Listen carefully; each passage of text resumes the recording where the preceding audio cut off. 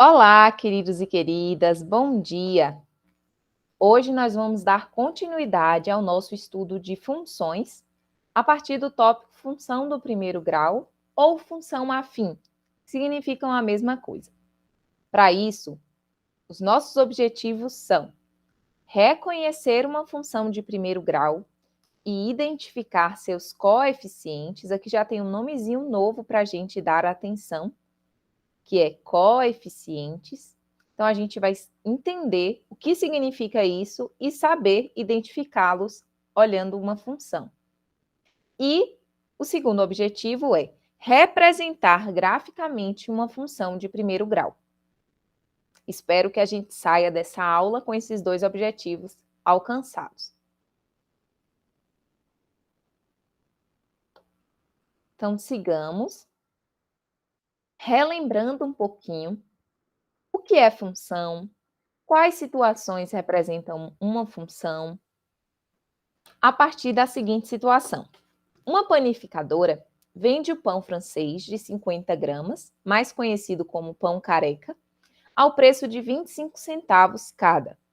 Para não ter que fazer a conta toda hora, os funcionários da panificadora montaram a seguinte tabela. Para a gente, o pão francês é mais conhecido como pão de sal. Então, a tabela montada pelos funcionários foi quantidade de pães na primeira coluna e o preço a ser pago na segunda coluna. Então, por um pão comprado, o cliente paga 25 centavos. Por 2 pães, 50 centavos. 3 pães, 75 centavos e assim sucessivamente.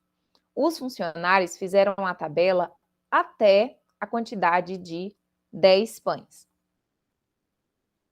Em cima dessa tabela e dessa situação, são feitas algumas perguntas. Nesse momento, eu peço para vocês darem uma pausa no vídeo e buscarem resolver essas perguntas. Sem a preocupação, será que está certo? Será que está errado? Porque nós vamos corrigir juntos. Então, esse é o momento de vocês trazerem de vocês aquilo que vocês já conhecem.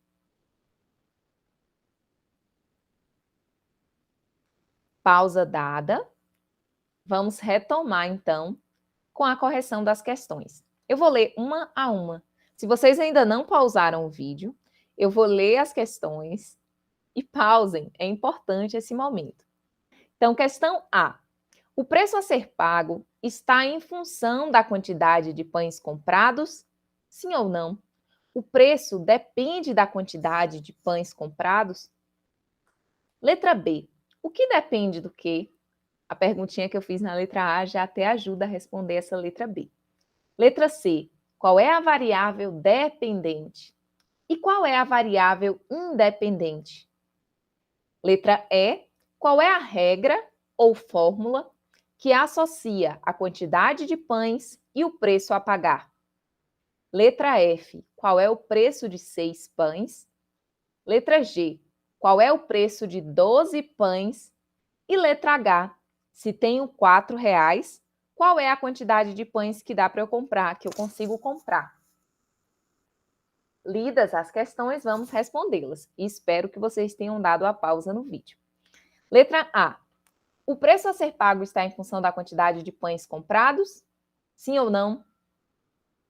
Sim, o preço a ser pago depende da quantidade de pães. Então, um está em função do outro. Temos um sim aqui. Letra B. O que depende do quê? A gente já respondeu, pensando na letra A. O preço depende da quantidade de pães. Logo, a letra C pergunta para a gente qual é a variável dependente. Se o preço depende da quantidade de pães, então a variável dependente é o preço. Letra E, qual é a variável independente? Se estamos trabalhando apenas com duas variáveis e o preço é dependente, ele depende de alguém, que é quem? A quantidade de pães. Então, essa é a nossa variável independente. Quantidade de pães. Como assim, professora? isso de variável dependente e de variável independente? Eu ainda não entendi. Olha só. O preço pago por cada pão já está estabelecido. A cada um pão comprado, a pessoa vai pagar 25 centavos. Então, o preço final que a pessoa vai pagar depende da quantidade de pães que a pessoa comprou. Então, se o preço depende, essa é a variável dependente, o preço. Depende de quê? Da quantidade de pães. Essa vai ser nossa variável independente. Qual é a regra que associa a quantidade de pães e o preço a pagar? Certamente vocês perceberam um padrão. Sim, aumenta de 25 em 25 centavos. Beleza. Mas a gente também pode ver um padrão multiplicativo. 2 pães são 2 vezes 25 centavos. 4 pães, 4 vezes 25 centavos. Observando a nossa tabela. 4 pães, R$1, que são 4 moedinhas de 25 centavos. Então, existe uma relação de multiplicação. O preço é dado pela quantidade de pães vezes 25 centavos, certo? A gente pode escrever assim, quantidade de pães vezes 25 centavos, 0,25. Só que fica muito grande para representar algo muito simples. Então, o que nós fazemos na matemática é, eu troco a variável preço por uma letra, que vai ser uma variável também. Preço, nada melhor do que a letra P, exatamente. Então, meu preço vai ser P. P é igual quantidade de pães. É muito grande. Eu troco pela letra Q de quantidade, vezes 0,25. É uma boa prática que a gente coloque o vezes. Aqui eu coloquei o x para ficar bem claro que era uma multiplicação. Mas é importante que a gente faça essa transição e passe a usar cada vez menos o x para representar a multiplicação e use cada vez mais o pontinho. Ou mesmo, quando eu tenho uma letra e um número coladinhos, eu não preciso nem do ponto. Basta escrever 0,25, que isso indica uma multiplicação entre o 0,25 e o Q. Retomando para as nossas perguntinhas, letra F. Qual é o preço de 6 pães? Já temos na tabela. 6 pães, o consumidor paga R$1,50. E por 12 pães? Nós não temos na tabela. Dentre as diversas formas de resolver, a gente pode pensar em duas alternativas, que são elas. Se eu pago R$1,50 por 6 pães, por 12 pães eu vou pagar R$1,50 mais R$1,50, ou seja, R$3. É uma das formas. Ou eu posso também seguir completando a tabela. Se cada pão aumenta 25 centavos, então 11 pães a pessoa ia pagar mais 25 centavos, que dá 2,75. E 12 pães, para fechar nossa tabela, a pessoa iria pagar R$3, que fecha ali com o valor encontrado por nós. Tem um jeito mais certo de resolver? Não. O jeito mais certo de resolver é aquele que você sabe e que é um caminho matematicamente válido. Assim como a letra G, a letra H também tem diversas formas de responder. Se tenho R$4, qual é a quantidade de pães que eu consigo comprar? Então, eu posso seguir completando minha tabela até chegar aos R$4? Posso. Mas uma outra alternativa, uma outra forma de enxergar essa situação é pensando o seguinte: com R$1, com R$1 aqui, eu consigo comprar 4 pães. Com R$4, eu vou conseguir comprar 4 vezes 4, que dá um total de 16 pães. Outra forma seria completar a nossa tabela ou pensar na operação inversa. Se para saber o preço pago, eu multiplico 25 pela quantidade de pães, se eu já tenho o preço, que é R$ 4, e eu quero saber a quantidade de pães, eu vou fazer a operação inversa, eu vou dividir. E aqui eu acho importante abrir esse parêntese para que a gente se lembre como eu divido um número inteiro por um número decimal. Eu vou limpar aqui um pouquinho para a gente ter um espaço melhor para resolver. Quem já quiser ir treinando aí, vai fazendo isso enquanto eu estou liberando o espaço. E a continha que a gente quer fazer é 4 dividido por 0,25. Uma das formas de resolver uma divisão de um número inteiro por um número decimal é igualando a quantidade de casas decimais. Então, eu identifico onde está a vírgula do 4. Se ela não aparece, ela está à direita do número. E eu olho para o número decimal. Quantas casas decimais ele tem? O 2 e o 5, duas casas decimais. Então, aqui no 4 eu acrescento 2 zeros. Como a quantidade de casas decimais está igual, eu posso apagar a vírgula. Um segredinho. É como se eu tivesse multiplicado por 100. Tanto 4 vezes 100, 400. 0,25 vezes 100, 25. Então, quem pegou aí a dica é uma possibilidade. Mas voltando, o 4 sozinho eu não consigo dividir por 25. Eu vou precisar do auxílio do zero. 40 dividido por 25 dá 1. Sobra 15. E eu desço o meu zero. 150 dividido por 25. Ah, professora, é difícil pensar nisso assim. Vamos pensar mais fácil. 2 moedas de 25 dá 50. Beleza. 50 é com 2. Se eu pego mais 2, 50 mais 50, 100. Se eu pego mais 2, 150. Então, eu precisei de 2, 4, 6. 6 vezes 25 dá 150 e sobra nada. Então, com R$ 4 a gente consegue comprar 16 pães. Então, viram que uma questão simples, uma perguntinha muito simples, tem vários caminhos para a gente poder resolvê-la. Mas é importante sempre deixarem explícito como vocês fizeram. Já que a gente viu esse probleminha, vamos relembrar então o que é função, como definição. A função determina uma relação entre os elementos de dois conjuntos. Então, existe uma relação estabelecida entre os elementos de dois conjuntos distintos. No nosso caso, os dois conjuntos eram o preço, o primeiro conjunto, e a quantidade de pães, a quantidade de pães, o primeiro conjunto, e o preço, o segundo conjunto. E aí a gente pode representar essa função utilizando o diagrama de flechas. Então, eu faço um primeiro diagrama que representa a quantidade, um segundo diagrama que representa o preço, e vou ligando. Então, para um pão, a gente tem 0,25 centavos.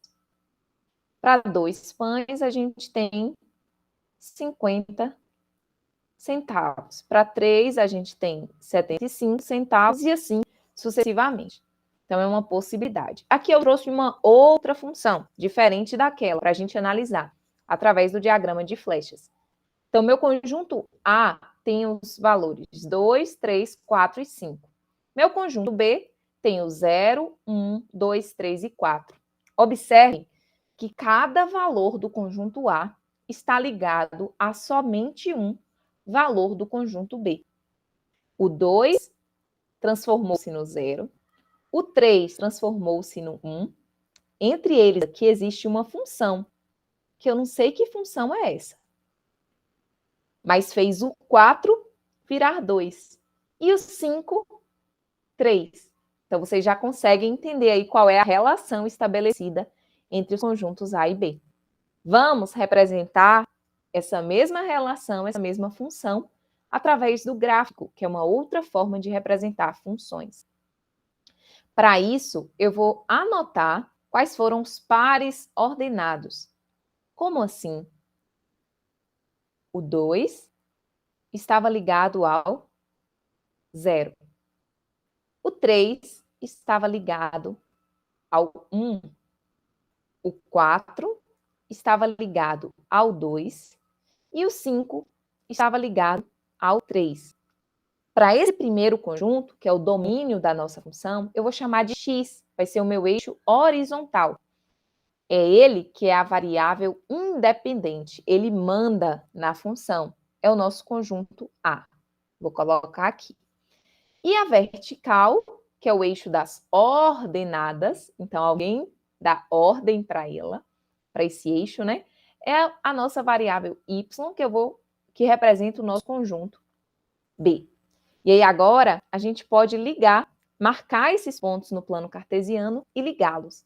Então o 2 do x está com o 0 do y, está aqui exatamente em cima do eixo x. O 3 do x está conectado ao 1 do y. Está aqui, ó. Olha a minha reta passando exatamente por cima desse ponto. O 4 do x está ligado ao 2 do y. Então, vou marcar esse pontinho também. E o 5 do x está ligado ao 3 do y. Já adiantando um pouquinho para vocês, uma das formas de a gente construir um gráfico é exatamente essa. Eu sei o valor de x, eu sei o valor de y, marco meus pontos no plano cartesiano e ligo esses pontos. Um spoiler é que a função de primeiro grau, ou função afim, é sempre representada por uma reta. Ela pode ser um pouco mais inclinada, um pouco menos inclinada, mas sempre vai ser uma reta. E a outra forma de representar uma função é por representação algébrica, que é o que a gente vai aprender a partir de agora. Então, a gente sempre diz que f de x existe uma função de x que é alguma coisa, e a gente vai descobrir o que é esse alguma coisa. O 2 transformou-se em 0. Se eu chamo esses valores primeiros de x, olha o que está acontecendo. Vocês já devem ter percebido, né? Olha só o que está acontecendo. Sempre está diminuindo 2. Então, 2 menos 2, 0. 3 menos 2, 1. 4 menos 2, 2. 5 menos 2, 3. Um valor qualquer, que eu vou chamar de x, menos 2, vai sempre retornar o valor da minha função. A prova disso, eu vou voltar lá no nosso gráfico. Eu disse que f de x é x menos 2. Para 5, já preenchi o 5. Para 1, vamos pensar no 1. 1, quem é que vai fazer par com o 1? Se é sempre x menos 2, 1 menos 2 vai ser quem? Exatamente, menos 1, que está aqui escondidinho, ó. E está aqui na nossa reta. Então, essa é uma das formas de descobrir a representação algébrica, é perceber o padrão lógico. A gente vai aprender de outros modos também, mas esse é um primeiro, é uma forma mais intuitiva. Dando sequência, a função de primeiro grau, é importante a gente entender por que ela recebe esse nome, primeiro grau, e onde ela é utilizada. A função de primeiro grau, ou as funções de primeiro grau, sempre representam uma relação de proporcionalidade. Uma grandeza sempre vai ser proporcional à outra. Então, há um aumentozinho que é sempre contínuo. Na situação dos pães, era sempre de 25 em 25 centavos. Acontecia esse aumento. Olha só um outro exemplo. Na produção de peças, uma fábrica tem um custo fixo de R$16. Sempre existe esse custo de R$16. Mais um custo variável de R$1,50 por unidade produzida. Então, o 16 é fixo. Se ela não produzir nada, tem o custo fixo de 16. Mas para cada peça produzida, sobe R$1,50. E esse R$1,50 sobe de forma constante. Constante. Por isso que forma uma reta. Não há um aumento muito grande em algum momento. Não, é sempre constante. Para cada peça, 1,50. Isso é uma das propriedades da função do primeiro grau. E por que que isso acontece? Porque quando a gente representa nossa função na forma algébrica, eu vou trazer para vocês aqui, o expoente do x é 1. Já já a gente vai ver isso. Guardem essa informação. E eu trouxe duas perguntinhas aqui para a gente. A primeira é, como representar graficamente uma função? Já dei uma dica para vocês. Eu conheço x, conheço y, marco os pontos e vou construindo isso no meu plano cartesiano. Como encontrar a representação algébrica? A gente vai começar, mas isso é assunto para outras aulas. Então, antes de a gente passar para a parte gráfica, vamos entender o que é uma função de primeiro grau. A função de primeiro grau, e eu até coloquei aqui está o pulo do gato. Aqui que a gente separa os homens dos meninos e as mulheres das meninas. Por quê? Porque aqui a gente vai começar a ter uma compreensão algébrica da coisa. E é fantástico isso. Por quê? Os grandes desafios atuais são traduzir para um computador, para uma máquina, uma situação da vida real. As simulações acontecem para que a situação da vida real seja o mais exata possível. Então, se eu quero construir uma ponte, é importante que eu faça todas as simulações possíveis dessa ponte. E como que a gente simula essa ponte no computador, numa máquina? Eu preciso conversar com essa máquina utilizando a linguagem matemática, basicamente. E aí a função, ela trabalha exatamente nessa interface.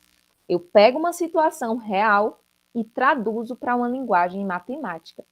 Para isso, a gente vai usar algumas variáveis, algumas letras, representando alguma coisa da nossa situação.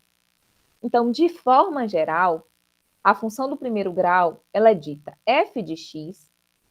Por que f de x? O fzinho de função. E x porque é a nossa variável independente. Geralmente, lá no plano cartesiano, quem manda é o eixo x. Então, o f depende do x, que é o meu f de x ou y aqui, ó. Tanto faz. Por isso que eu coloquei y aqui também. Vai ser sempre a vezes x mais b. Espera, professora, que agora a coisa ficou puxada. Como assim? A vezes x mais b.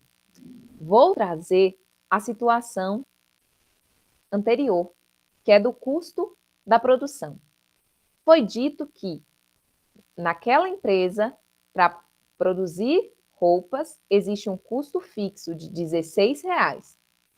Esse custo não depende de nada, é sempre fixo. Mais R$1,50 que varia de acordo com a quantidade de peças produzidas. Então, soma-se R$1,50 a cada peça produzida. Se eu chamo a peça de P, então eu vou pegar 1,50 vezes o P. 1,50 vezes a quantidade de peças. E eu somo com os 16, que é fixo. Então, se eu fosse representar aqui, ficaria assim. 1,50 vezes P. Esse P poderia ser o X tranquilamente. 1,50 vezes X. Mais o valor fixo de R$16. Então, o meu B seria esse 16. O meu A seria esse 1,50. O que é A? O que é B? São os valores numéricos da nossa função. O A a gente chama de coeficiente, que é um valor numérico, coeficiente angular. Olha que interessante. O nosso A vai determinar a inclinação da reta.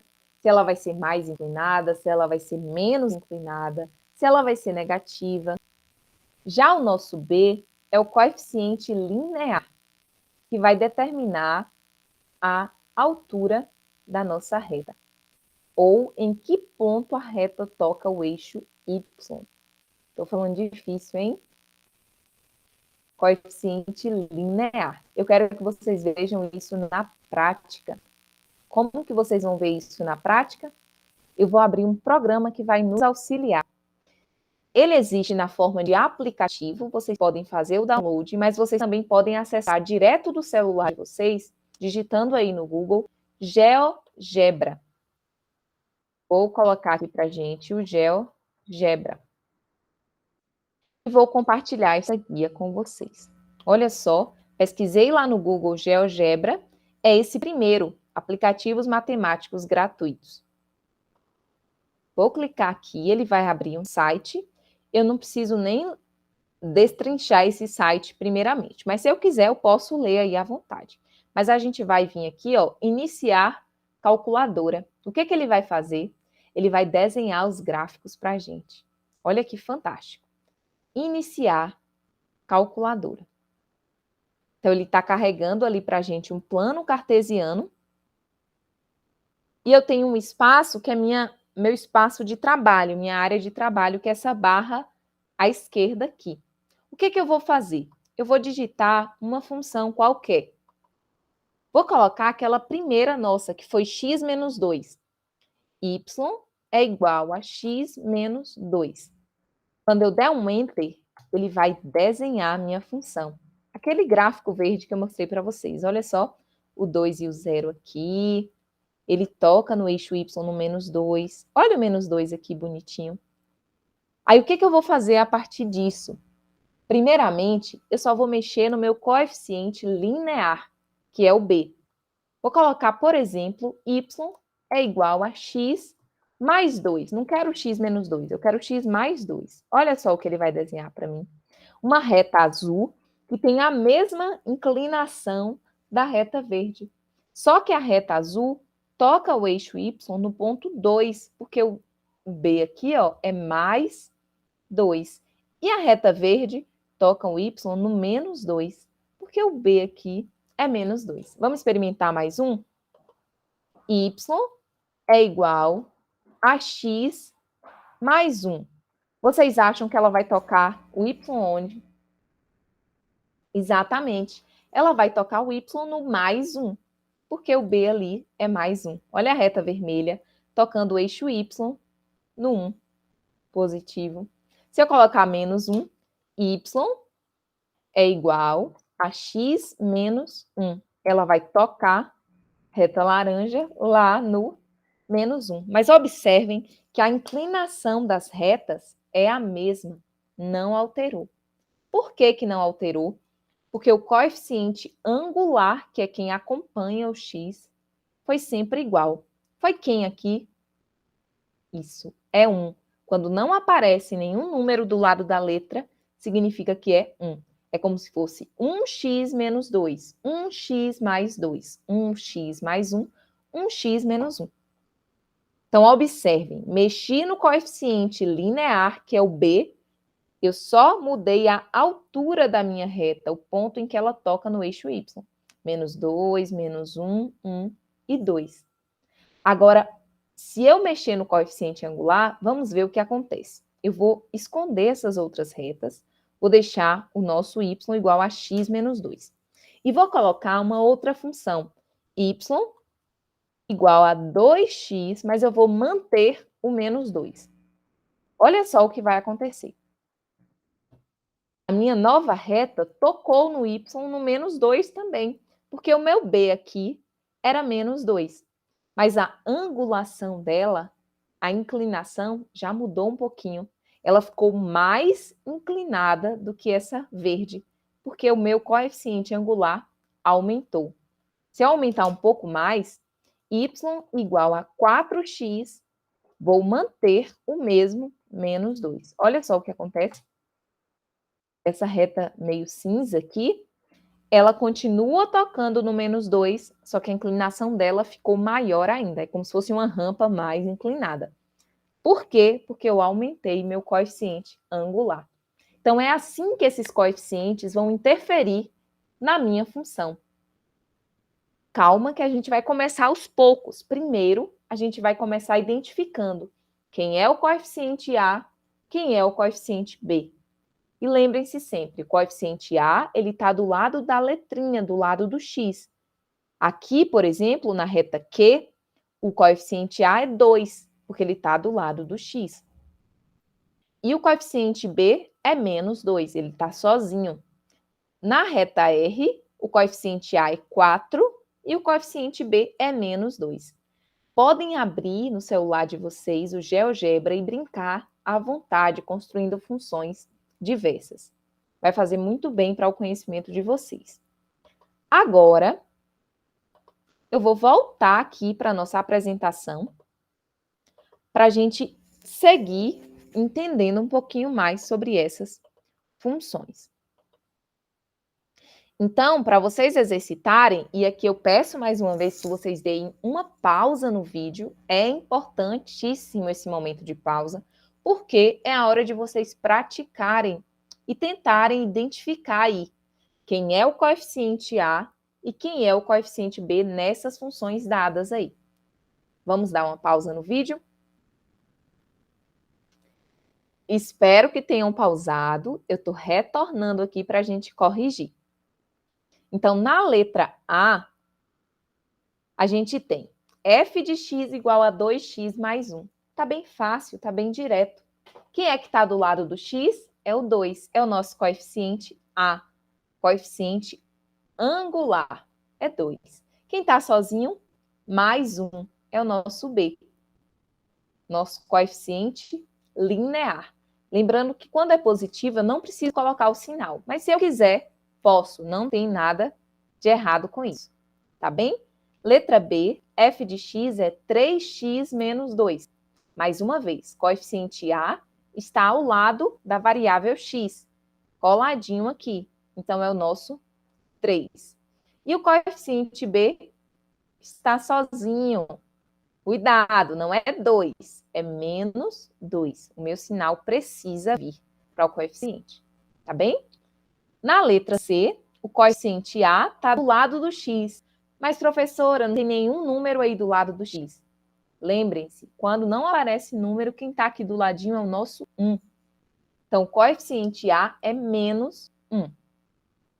E o nosso coeficiente B é mais 5, eu não preciso colocar o sinal dele aí. Tá bem? Dando sequência, na letra D, o coeficiente A. Atenção aqui, eu fiz uma brincadeirinha com vocês. Lembre-se, coeficiente A está sempre coladinho com o x. Exato. Como não aparece nenhum númerozinho aqui, então é o 1. E o coeficiente B está sempre sozinho. É o nosso 2. Já na letra E, o coeficiente A está ao lado do x, que é menos 4, mas não tem nenhum coeficiente B, não tem nenhum valor sozinho. Então, B vale 0. E aí, acertaram todos? Erraram alguns? A letra D, a letra E ficaram um pouco mais complicadas, a letra C. Verifiquem, porque aí vocês vão ver exatamente onde está a dificuldade de vocês. Se é quando troca a ordem, se é quando entra um valor negativo, se é quando não aparece o B e o B vale 0. Aí é uma oportunidade de vocês se avaliarem também. Vamos dar sequência, mais uma vez aqui. Relembrando, o coeficiente A vai indicar para a gente a inclinação da reta, que é o nosso coeficiente angular. O coeficiente B, que é nosso coeficiente linear, indica o ponto em que a reta intersecta o eixo das ordenadas, ou o eixo Y, tá bem? Anotem isso aí. Agora vamos para a nossa representação gráfica. E eu vou tomar como exemplo essas funções aqui, ó. Pegar essa primeira, 2x mais 1. Como que eu vou representar graficamente essa função? Se eu não tenho os valores de x e de y, só está falando para mim, f de x é igual a 2x mais 1. Vou repetir aqui minha função. F de x igual a 2x mais 1. Olha só, o caminho é o seguinte. Como eu não conheço os valores de x e y, a gente pode construir uma tabela pequenininha. atribuindo valores para x. E com isso a gente descobre os valores de y. Simples assim? Simples assim. Quantos valores, professora, eu preciso atribuir ao x? Eu só preciso atribuir 2 valores ao x. Por que 2? Porque por um mesmo ponto, infinitas retas podem passar.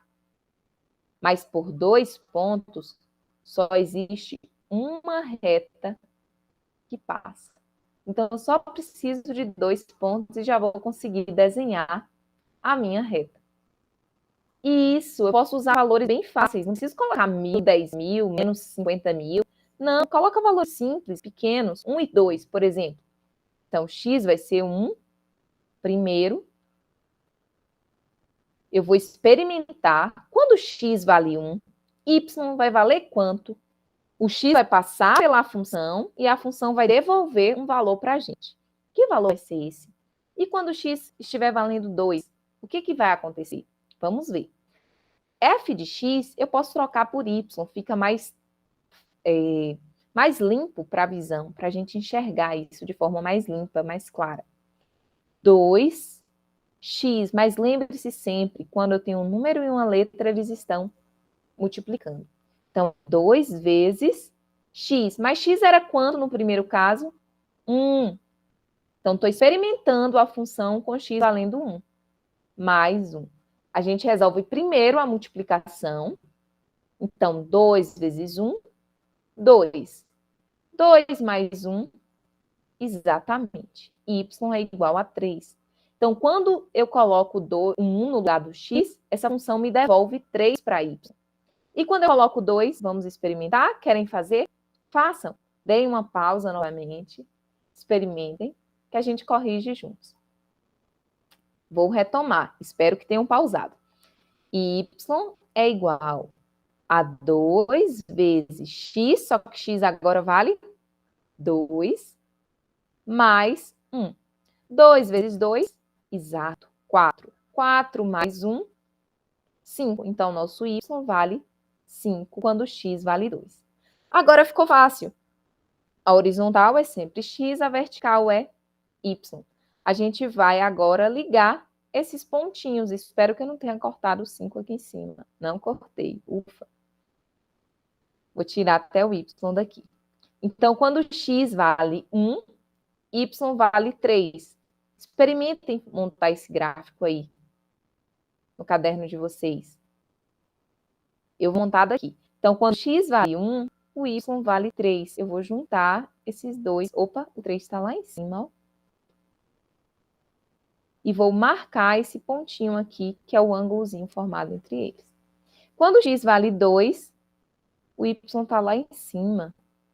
O y vale 5. Eu vou até puxar aqui para ficar melhor. Descendo, descendo, descendo. E eles estão aqui juntinhos.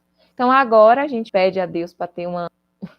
não tremer a mão, para juntar esses dois pontos. Olha só. Opa, ficou um pouco tortinho, né? Vamos de novo? Vou juntar esses dois pontos, desenhando a nossa reta aí, que representa essa função. Ele não quer deixar eu ir de novo aqui. Vamos lá. Juntando esses dois pontos, meio tortinho ainda. Mas está tudo bem. Seria uma reta com uma régua, fica ótimo, né? Para a gente desenhar. Como a professora tem um pezinho na chatice, no perfeccionismo, ela vai querer desenhar mais uma vez, para ver se dessa vez sai certo. Vamos ver? Não. Enfim, vocês entenderam que é uma reta ligando esses dois pontos. Por fim, então, eu peço que vocês anotem suas dúvidas, para que na nossa próxima aula a gente esclareça. Relembrando que os objetivos da aula foram, vou subir, voltar para a nossa segunda página de apresentação. Os objetivos foram reconhecer uma função de primeiro grau e identificar seus coeficientes, A e B. A gente já está preparado para isso. E representar graficamente uma função de primeiro grau.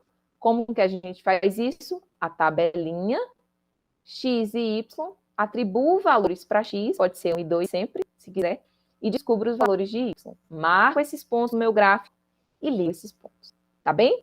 Agora, para vocês fixarem aí essa ideia, com certeza vocês não iam ficar me assistindo aqui a aula toda, iam ficar aí de braços cruzados. A gente vai para uma lista de exercícios, tá bem? E não se esqueçam de revisar isso em casa. É muito importante. A lista vocês vão fazer agora, na aula. Se não der tempo de fazer nessa, façam na próxima. Primeiro ano A, que tem 2 aulas. Primeiro ano B, que só tem 1 aula. Se não der tempo de terminar a lista nessa aula, termine em casa. Tá bem? E lembrem-se que aula estudada hoje. É muito importante que ao chegar em casa, vocês revisem essa aula de hoje.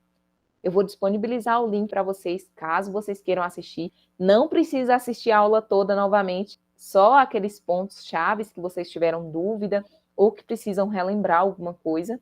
Mas é extremamente importante para o aprendizado de vocês que vocês revisem isso que a gente viu em aula na casa de vocês, tá bem? No mais, eu desejo um excelente dia de aulas para vocês. A gente se encontra na próxima sexta-feira. Com fé em Deus. Beijos, anotem as dúvidas de vocês e até a próxima.